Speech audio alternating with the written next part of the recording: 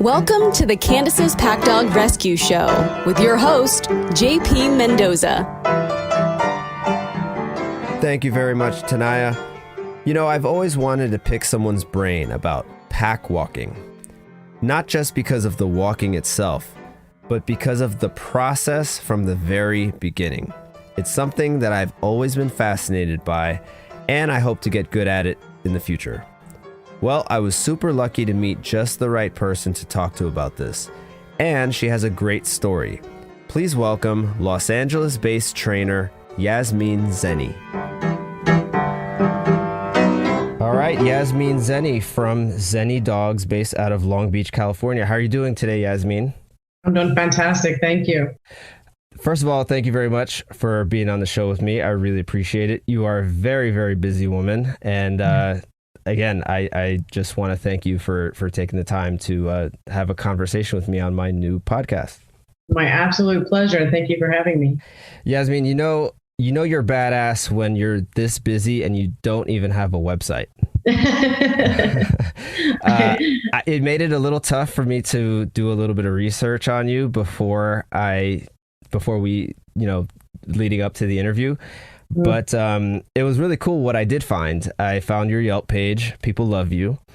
And something that I didn't know is that you are an alumni of TCW, also known as Training Caesar's Way. That's correct. How long ago did you do TCW? It was in May of 2018. Oh, cool. Right. I was there right on my birthday. How was the experience for you? It was fantastic. It was a long time waiting. I had desired to be a part of that for such a long time, and it was a grand anticipation. It was very much needed, because watched his shows and read his books, and and then I just started to experience working with animals in whatever capacity I could. I was a veterinary technician for 12 years. And when I first heard about Caesar, and it was just an eye opener. And he was very articulate and saying things that I had always felt, and so the fact that I felt like I finally had made it, I graduated into this next stage of my life. And so being there, it was just a great, affirmation of everything that I had experienced up to that point, like whether it was in the veterinary field or just through, training or, whatever, working with dogs behaviorally and so on and so forth. So when I was there, it was much more than just the books or just the TV show. It was beyond understanding of the true feeling that you get when you find your true passion, and he was representative of that. So it was great to be there, and it was kind of like a nod in my direction, like you're on the right path, and you're definitely headed in the right direction, and almost like just a good job, excellent job for being there. Just making it and absorbing all his energy and making me feel that I could take it well beyond, this isn't just about being a dog whisperer or anything like that, but it was about being more self-aware and connecting to your desires. And my major desire was to help educate people and help basically dogs with any behavioral issues and so on and so forth, make a better connection between humans and dogs. So this is really cool for me because, so fun fact, I was originally supposed to go to TCW last year. Mm-hmm. And then the pandemic happened and it got postponed. And I knew the time frame at which I wanted to just kind of get my hands on more dogs and just get more experience. I needed the hands-on experience. And like you, and I'm just learning this about you, you read his books. And I've actually found it kind of hard to find other people who have read his books, because a lot of people have seen the show, but the books kind of dive deeper into his methodologies and why he does what he does. And he also explains some of the things that you don't see on the show behind some of the cases, and Right. and he also talks about cases that that never were featured on the show. So I always thought the books were great, but what ended up happening with the TCW for me was I wanted to get more of a quicker hands-on experience, just because of the timeline, and I was also kind of frustrated with the pandemic. It wasn't very easy to just shadow somebody Right. during the pandemic. So I ended up having a consultation with Sherry Wolf-Lucas, and she was telling me about her and Brian Agnew's workshop, and that's kind of how I ended up there. She invited me over, and I don't regret it at all, but there's still something in the back of my mind that says, one of these days I want that TCW experience, just to kind of get all that filler, those questions that you don't get answered from the books or the TV show. Right. So can you talk a little bit more about what that filler is? Because I've heard some mixed reviews on the training with Caesar, but I've also heard a lot of positive reviews. So if there's anybody listening to this that is thinking about spending that kind of money, because it is a pretty penny, It is. what would you say to them? Like, how would you what would you say to? I think a lot, from, because I've met, even before attending, I met a lot of people, and I even worked with one of his volunteers, or worked for one of his volunteers, and met several of his trainers before even attending. And everybody kind of comes to the same conclusion. It's just like this life-changing experience. And I think because Caesar touches upon more of the vibrational connection with a dog, with an animal, with Mother Nature. But in order to even feel that, you have to become a little bit more self-aware. Right. And I've always, and that's why I connected really well with him in the first place, because even before dogs entered my life, or the whole subject, I was a pretty sensitive person. And so I felt very different from a lot of people, and so, but very well connecting to animals. And so when I attended, I felt pretty much at home, because he talks a lot more about the essence and the spirit of dog, not just, the techniques. Now we have Brian and Sherry, who, is a great two different combinations. So you have Brian and Sherry, who talk a lot about drives and the primal stages of dog, and how they communicate and navigate, and, so on and so forth. And then you have Caesar, who really focuses on the vibrational. You can't have one without the other. Right. And I've put the two together, and that's how I present myself. So with Caesar, when you're there, it's kind of like a soulful retreat.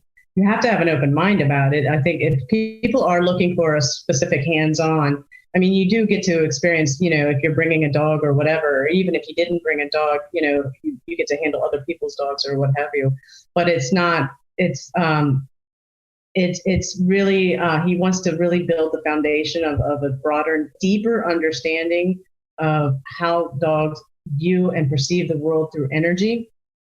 And Right. so, and that is because that is how they communicate, is how Mother Nature flows as energy, everything's vibrational. Some people I feel like probably would be disappointed because they want the full-on hands-on experience and just just show me how to handle a dog on the leash and so on and so forth. But he's actually trying to get people to, this isn't just about technique. You have to project yourself in such a manner in order for those things to even connect with the dog. But I think it's a beautiful thing, because he does make you feel more self-aware about how you project yourself.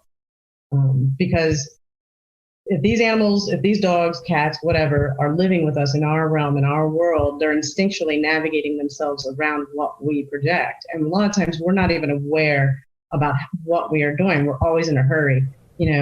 Our life is kind of chaotic, or we're stressed, or so on and so forth, and so we kind of depend on these dogs and cats to fulfill or make us feel better in those moments. But unfortunately, they're just navigating what we're projecting.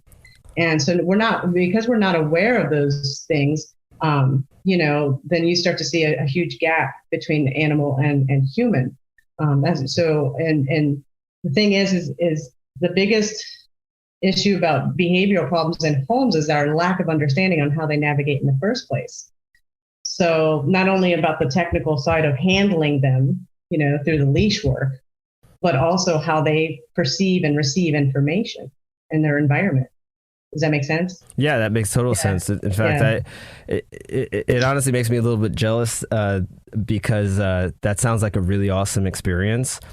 And even in his books, he does mention this being more in touch with your own self-awareness. Because if you're not right with yourself, how do you expect to connect with Mother Nature, a being, a dog that's obviously has something going on? You're not gonna fix the problem with frustration. You're not gonna fix the problem by yelling and being angry. Right. Those aren't emotions that a dog really responds to or connects to.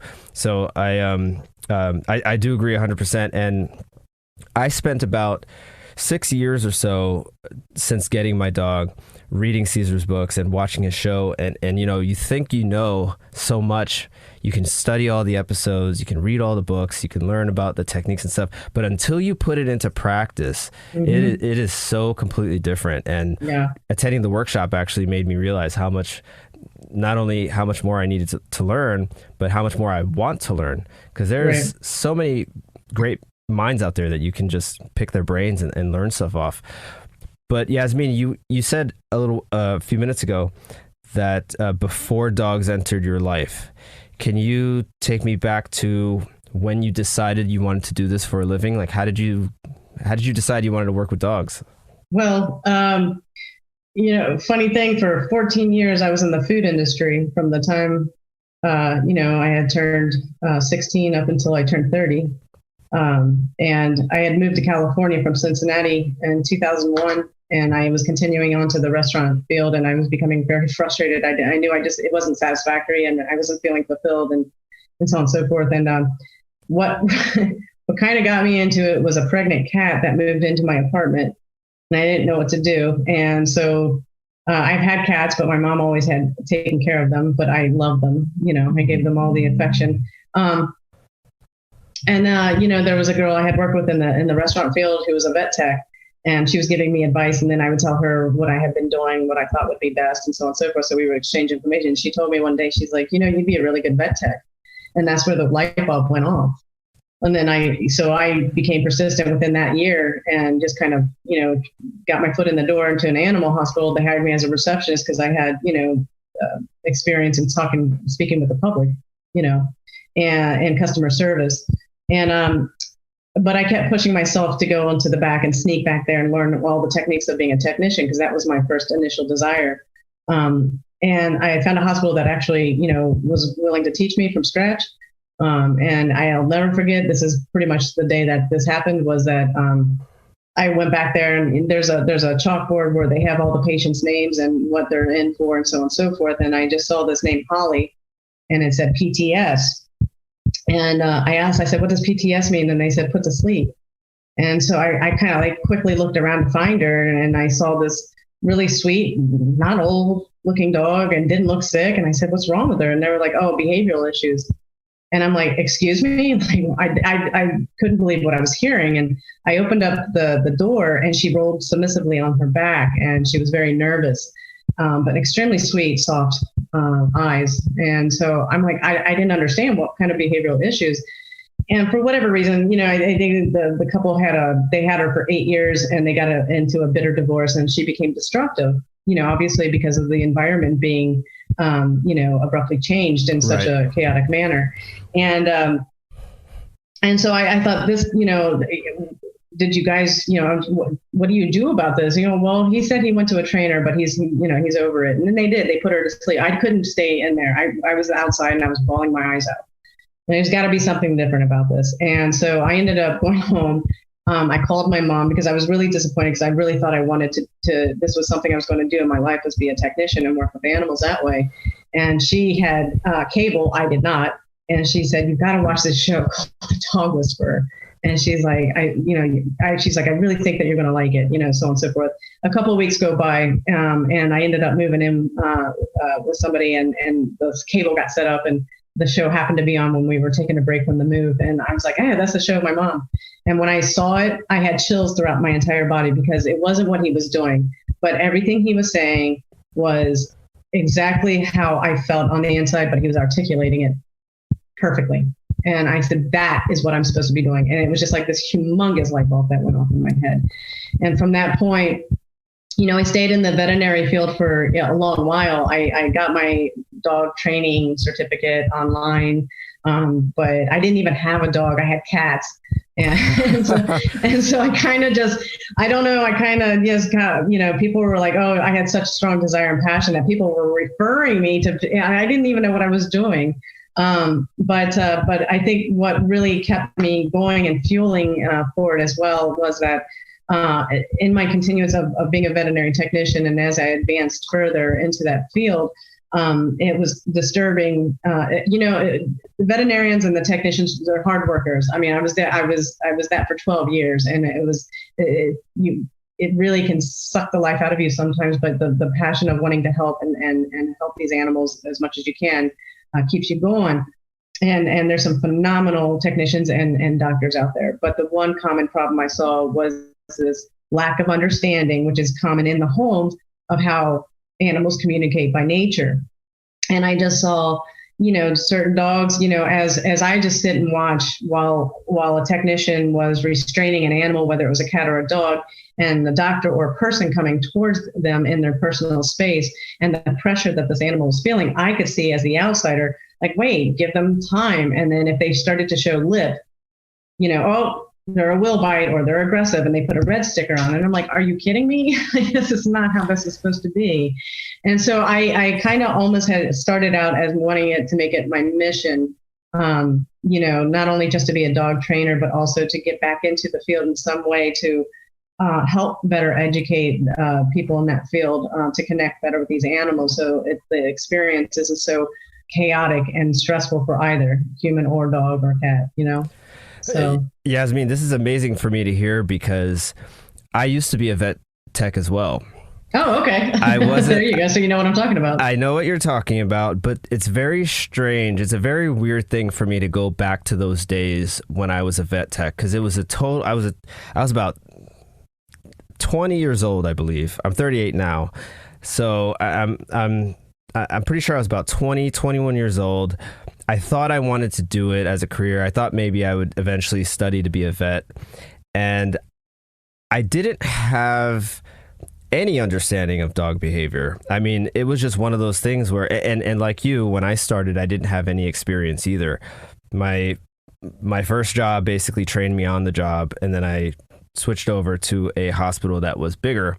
And I got to see a lot more patients, a lot more dogs, cats, other kinds of animals. And I always loved working with dogs. But those cases that would come in that were super aggressive, the ones that, it's a female dominated field. So me being one of two guys in the hospital, oh, where's JP? We have a big dog. We have to wrestle. So, you know what I mean? So, yeah. and I'm like, oh, okay, I guess this is just what you do. So I didn't think twice about it. And perhaps maybe if I had seen the Dog Whisperer at that time, and because I believe the show was on when I was when did 2006. 2006. I think it was like 6, 7. Oh, okay. No, so no, it was after I had already left being a vet tech. Well, I mean, if I even thought that there was a better way than to just tightly hold on to a dog, so that this dog, because my main objective is to not let this dog bite the doctor, right, or bite the tech who's drawing blood.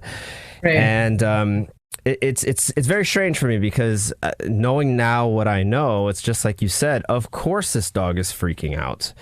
Nobody's given this dog time to settle down in the and never mind the exam room, but in the waiting room. Or even before that, how about in the car before going into the hospital, or at home before going into the car to go to the animal hospital. So, and it's one of those things too where it's education, right? The more people learn about dog behavior, the more we can help our dogs. And I think it's a little bit of a misunderstanding that you could just let a dog be and just love the dog for their whole life and they'll be fine. I think that's when you really start to see, even when somebody says, oh, my dog is the best dog in the world. I never had to train him. I never had to do this, never had to do that. Yeah, but what happens when you take him to the vet, or what happens when you leave him alone in the house and you have to go to work, or you know what I mean? So you also mentioned, well, for a little bit of context, we met at the Sherry Wolf Lucas and Brian Agnew workshop last year. Sure. What made you decide you wanted to train with Sherry? Is it because you saw her on The Dog Whisperer, or was it something else? No, actually, that was my second workshop with them. I had attended one of their workshops. I think it was back in 2017. And, you know, I had attended other workshops. I mean, I think the very first workshop I had attended was Heather Beck's in Utah, working with difficult dogs on her Canine Lifeline. But with, and then 2017, I had the opportunity to go there, and I didn't do a working spot. Yeah, but I got to watch. But you know, when you have such strong desire to help, to be a part of this whole mission of helping and educating, you know, when you're at these workshops, it's just like fuel to fire. And I was super excited to being there, even though I didn't get to handle any dogs. By the end, I was like, next time I'm going to be handling some dogs. I'm going to get that working spot. But I had heard, it's funny because I had, you know, in my quest to work with Caesar for so many years, even back in my earlier days of watching, you know, The Dog Whisperer, I remember going online and her name came up, and that she had been working with him, or I don't know if it was Kern at that point, but that she had, you know, lived in Templeton and she was running a rescue and so on and so forth. And even in the back of my mind, I was like, oh, I want to work with her, you know, and it's just, you know, so I think it's just something I kind of put out there in the universe, and everything kind of fell into place. So in 2017, I had the opportunity to witness that. And I think what was really cool was that, and what we talked about earlier about the differences between what their workshop is versus the TCW workshop, was that they were completely on the drives and the instinctual drives and the primal side of dog, and working them through, and in that physical aspect, you know, whether leash handling or whatever, and that kind of understanding, and so that kind of filled in some gaps, and, you know, not just about the energy stuff, but, you know, everything I've already been practicing and stuff like that. Then I started to fill in the gaps from what they were teaching me. Which I find fantastic, and extremely, they have a wealth of knowledge in regards to how dogs navigate. And so I came on this second time last October, and I was able to do a working spot. I brought an actual dog that has been trying. I also conduct pack walks in my company, not, you know, other than just training. And I've had a dog that, you know, I've been walking for about a year and a half. His housemate made it into the pack, but he cannot. He actually attacked one of my dogs at one point, and I've been, you know, working with him. Unfortunately, it's just really inconsistent because they only give me 1 day a week with him. Sure. And so on and so forth. And I kind of, you know, felt like maybe I can get him some time into the realm of the Lucas Agnew workshop. I thought he was a good candidate, and they allowed me to take him. But it, you know, and once again, that was that same thing. It's like you know, Sherry and Brian both told me you were on the right track with this guy, but it's just, you know, unfortunately, there's a lack of consistency on the human side that he lives with. That's keeping the success of, you know, of his progress. So, but yeah, you know, no, it wasn't because, I guess when I first heard of Sherry and yeah, oh yeah, my gosh, you know, she used to work with Caesar, so on and so forth, or she did. That was exciting then. But as the more I got more into the whole world of dog psychology and dog training and behavioral work and so on and so forth, it really wasn't anymore, because the fact that when I finally left the veterinary field and I got the opportunity by working with another dog training, dog walking company, you know, they gave me the opportunity to actually handle packs. I went from being a technician to restraining one single dog in a stressful environment to handling packs of dogs. You know, I've learned fantastic things from all these trainers, whether it was Heather Beck, Brian Agnew, who's I consider my mentor, Sherry, Lucas, and Caesar. Fantastic information from all of them, and any other trainer I've ever come across as well. But I always say that has been no really better education for me than handling the dogs and the full-on experiences with them. I've come, trial and error. You make mistakes, Sure. but you learn from them. But they're the ones who have given me the confidence, and everything like that. I put everything to use in regards to everything I've learned from the people, and I've just made it into my own, and created what's now. But it's the dogs that are telling me whether something's going to be working or not. Sure. That is awesome. And I say this all the time. I am forever jealous of you guys out in the LA area because you have so many awesome trainers to learn from. Yeah. Anybody who wants to learn, I mean, there's so many choices in the Southern California area. So yeah, that's really cool. And the list of trainers that you named that you've basically learned under, I mean, how could you not be awesome? Honestly, Yasmine, how could you not be awesome? You mentioned, so this is the one thing I really wanted to talk to you about, Yasmine. I consider you a pack walking specialist. And I have so many questions about this. So first of all, okay, you mentioned that the client dog you took with you to the workshop, unfortunately, you were unable to integrate him into the pack. Is that correct? Into my pack. I mean, during the workshop, you saw that we kind of did, sure. We did, with the full support of Sherry and all the rest of the people that were around. But yes. So here's my question. What does a typical day look like for you? Do you have regular client dogs? Do you know who meshes well with others? Do you just make it work? I really want to get into the nitty gritty of how you put together your packs and what your days look like. It's funny you're asking this because I'm transforming my business, and maybe I can get to that in a little bit. But sure. So, I find that I kind of mastered, if you will, how I handled packs of dogs when I worked for another Long Beach pack walking company and training company called Trots. Okay. And I believe I was her first employee. She was running the business on her own. And so she was like, okay, there you go. You rode with me for about a month. And it was pure nerves. Oh, wow. It was pure because I was just used to the one dog on the medical table to restrain or whatever. But I had to find out, like you said, what worked, what kind of characteristic or energy worked with one over the other.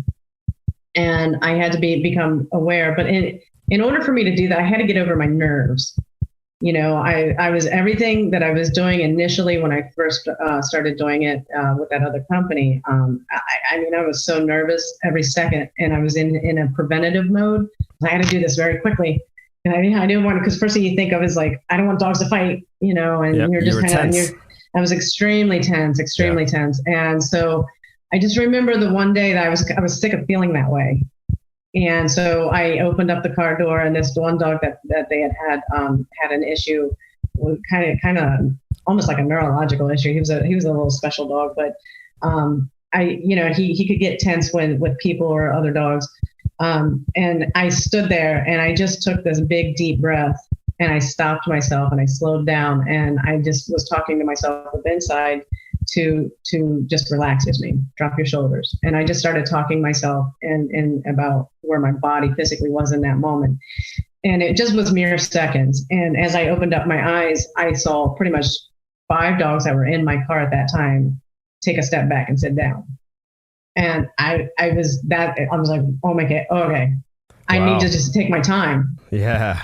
I just need to take my time, and I needed to become a little bit more self-aware. And so then I just started to create a little bit of a pattern of, knowing which dog that I would take out of the car first. But the first thing first is that I had to slow down. And so, and so that kind of developed, and it just started to work really well. And I started to train their future employees and so on and so forth. And then when I got out on my own, pretty much what my day is that One, I am not just a dog walking company, so I just don't take like random dogs. People say, hey, I need a dog walker. That's not what I'm about.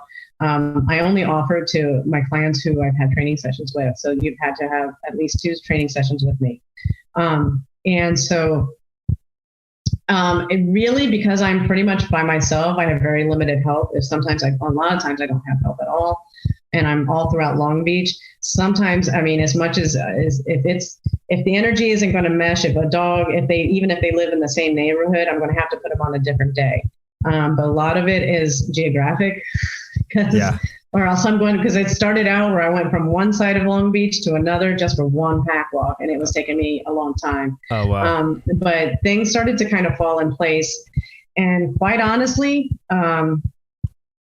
like if I had a training session, they wanted their dogs in my pack and say it was a really super sensitive. I get a lot of super sensitive dogs that are anxious and sometimes reactive due to their anxiousness and so on and so forth. So those are the ones you really have to, take your time with. But I utilize my personal pack because they're the ones that trust me. That I have everything under control. They're calm. They get my consistency every day at home and, every day walking, whatever it may be, but it's the conversation flow is there with us. And so I utilize them first to introduce any new pack member. How many dogs are in your personal pack, Yasmeen? Kind of 5. Okay, cool. All right. So I'm just trying to paint the picture here. So in your car, you have 5 of your dogs. You're on your way to a client's house to pick up their dog, right? Mm-hmm. Are these 5 dogs just free roaming in your back seat, or do you have a van? No. So what I do, and this is what I tell people when I'm doing training sessions with them, is how you walk outside that house is how they're going to be, and how you're going to go in that car is how it's going to be. So the conversations just start from the get-go. When I go to the client's home, I go in and I'm relaxed, I'm calm, whether they're in the crate or they're at the door, pounding their way at the door, wanting to go. I don't do anything until they settle down. I just make sure I feel myself relaxed, and then I know that I trust and I know for sure that they're going to feed off of that, and they do. Once they settle down, which isn't that long, I get the leash on them.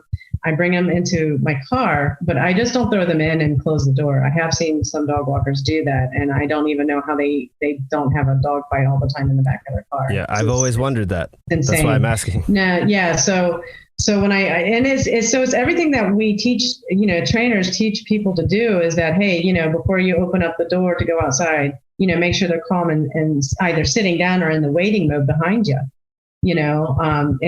so because that you're getting their minds settled and connecting to you, and you're starting the conversation. So you're interrupting any momentum of excitement every time you give them direction. And so whether it's just sitting or just stopping yourself and relaxing and letting them feed off of that, they start to relax with you, and then you move on. And so what I do is I open up, I'll come to the car door. If I have some dogs already in the car, I'll stand in front of the car. I crack the door open a little bit because it'll ignite their scent.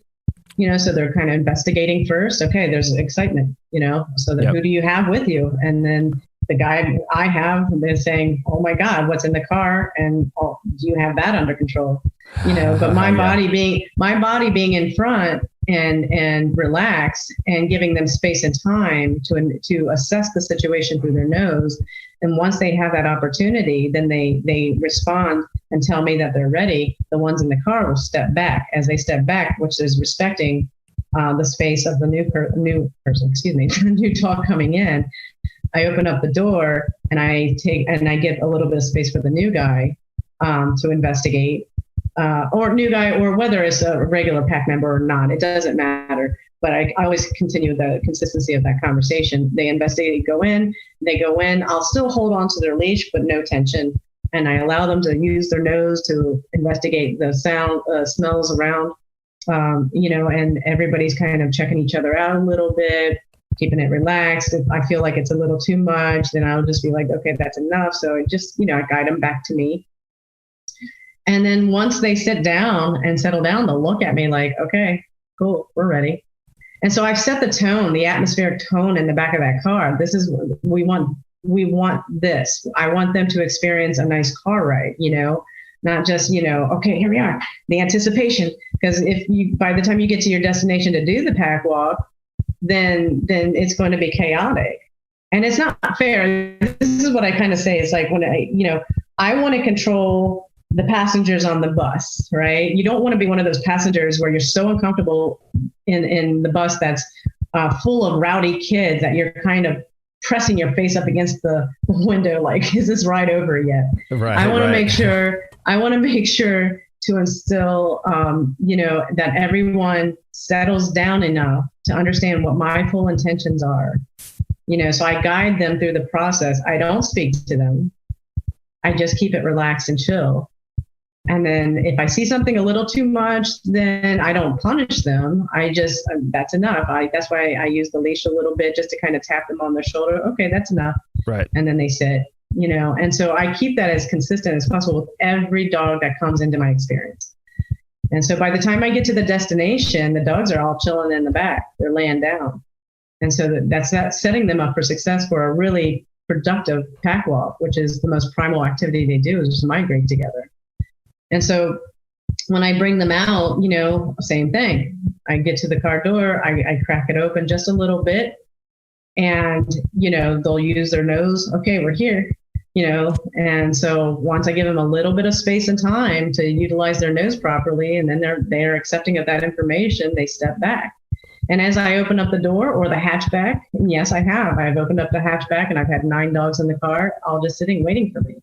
And I pick one out, if they're all the way in the back, but they're the most calmest one, or the more confident one, I'll bring them out, and so on and so forth. And I do this like little pecking order. Yeah. And so each one gets a little bit of a chance to settle down outside. They get hooked onto a big old mountain climbing carabiner that I use. Yep. And I clip them on. And then I give them direction to sit or just settle down, and I clip it onto my belt, and I take the next one out, and the next thing you know, I'm pretty much set. Whether I've got, like today, I had 9 dogs this morning. So 9 dogs. Yeah. How long would you say, like, from when you started with your first client, how long from then until you're actually walking with the pack? A couple hours? I mean, because that's a lot of. So in other words, when you're grabbing your first dog of the morning, oh, okay, you have your own personal pack, right? They're already in the car, and then you're going from client to client to pick up. Well, first I don't. A lot of times I don't take all my dogs. There's sometimes like 2 dogs of my personal pack will be in the morning or afternoon, or if at all. Sometimes they don't come at all. Okay. So, and then there are some clients who have multiple dogs. I have a client who has 3 dogs in their family, and so on and so forth. So it kind of works out. So, but typically the drive time is around about an hour, maybe hour and 10 minutes. If you handle everything consistently, the way I just described everything, and as consistent as I am, the dogs, it's second nature to the both of us, the dogs and myself. Everything becomes more efficient. So it's not like I go in, okay, blah, blah, blah, so on and so forth. So, and it also kind of depends on geographically, like I'll walk at whoever's the furthest away. So there really isn't that much waiting because, like you said, it's second nature to the dogs because your consistency has kept it so that these dogs know, oh, I remember this. We're with Yasmeen. This is what we do. This is just the way it is. Mm-hmm. That's basically. Yeah, exactly. And not to mention, it's just like I build a relationship through that consistency. So, and I have, I'm not overly emotional with those dogs, but I have a lot of love for them, because I'm providing them something that sometimes, I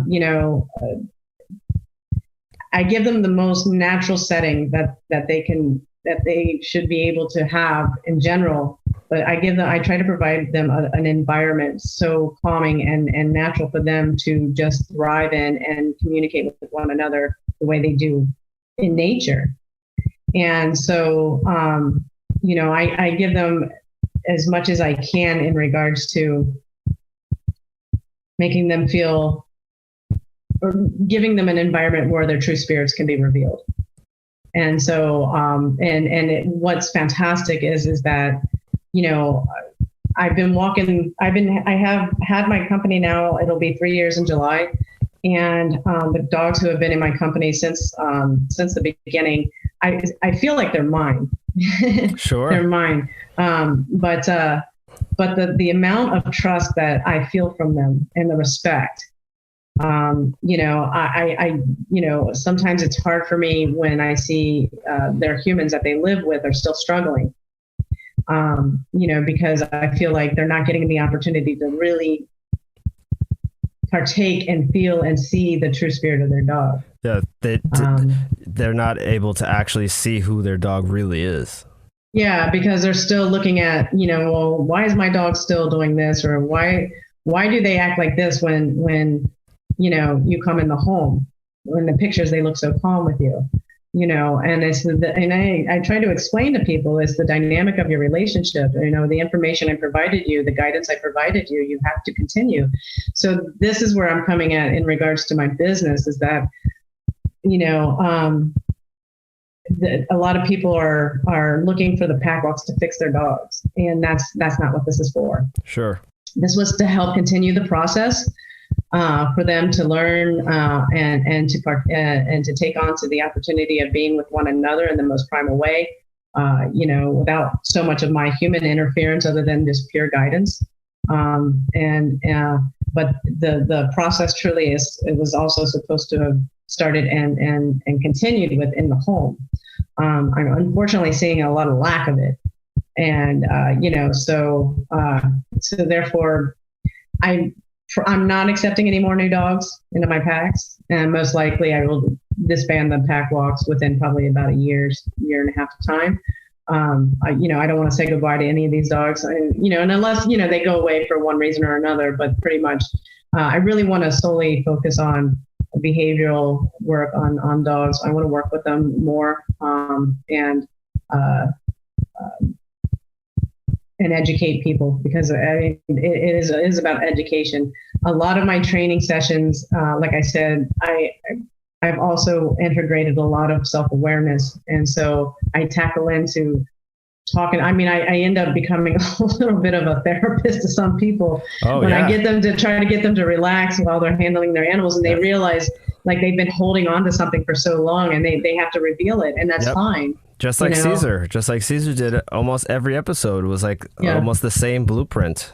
It was a different person, different dog, same human emotion that was preventing them from having a good relationship with the dog, and then that gets let out, and then supposedly a better relationship happens by the end of the episode. That was like the blueprint of every episode. Right. Well, and that's what happened with me. I mean, I went from an extremely insecure person to, the more I wanted to help dogs, the more I realized how much I had to let go of a lot of things within myself. And, it was a hell of a process. It's been a hell of a process. It's still a process, but it's been nothing but rewarding, because I am probably the strongest I've ever been, emotionally, mentally. I don't know about physically. I'm getting older, but well, you look like Superwoman to me, Yasmeen. I appreciate that. Thank you. I don't know if you got a chance to listen to my intro episode for the podcast, but I relate to you 100% on what you just said, because when when my wife and I adopted Candace, I had a completely different vision of what our relationship was going to be like. I mean, I thought she was going to be a happy-go-lucky, dog that was just going to play fetch all the time with me, and it was just going to be a great life. But when we got her, because we didn't have a chance to meet her beforehand, I had no idea how to have a dog that was so sensitive and so scared and so fearful. And that brought out a lot in me that I had to change. I realized that I needed to get rid of my own frustrations. I had to get rid of my own emotions that were just not helping her, and things that would come out in me that would just be too much for her. Like, I mean, I could put something down on a counter too hard, and she might just get up and go to the next room because that was just too intense for her. So I understand completely what you said, and 7 years, 7 years later after adopting Candace, I'm a way better person for it. So Yeah. I could only thank you so much, Yasmine, for being on the show. I like to end my interviews by asking 3 questions, and if you can answer them in sort of a rapid fire way. Oh, good Lord. Okay.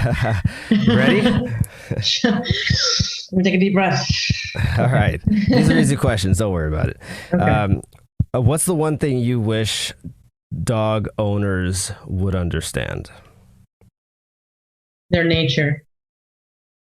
Okay. What's the one thing you wish dog trainers would understand? Energy. And this last question is sort of for me. Is there anybody that you think deserves a little bit more recognition, somebody that you'd like to kind of shine a spotlight on, and perhaps maybe I should invite on the show? And the people who are listening to this, maybe you think they should look them up.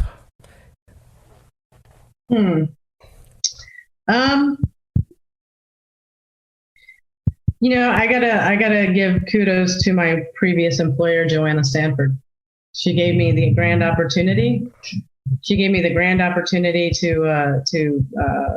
handle. She trusted me to handle her packs while she, trained and worked more with Caesar and stuff like that. And she put a lot of heart and soul into her business, Trots. She's based in Long Beach as well. She's a great trainer. She has a great company, and I think she deserves a shout out and peace sign and thumbs up, and check her out. She's got a lot to offer. That is super awesome of you, Yasmine. Once again, thank you so much for being on my show. I really, really appreciate it. Thank you. Oh, thank you so much for having me. This was an absolute pleasure. Thank you so much. And kudos to you for everything that you've been doing for yourself and your rescue. Thank you very much, Yasmine, for being on the show. If you're in the Los Angeles area, you can check out Zenni Dogs on Yelp. That's Zenni, Zenni. And to follow Yasmine, you can do so on Instagram and Facebook at Zenni_dogs. Thank you for listening to the Candace's Pack Dog Rescue Show. For news updates and training tips, make sure you follow us on Instagram and Facebook. You can find us at Candace's Pack Dog Rescue. If you would like to support the rescue, please visit our website at cpackdogrescue.org. For questions and comments, you can contact us at cpackdogrescue@gmail.com. And if you like the show, please subscribe and leave a 5-star review on your podcast app.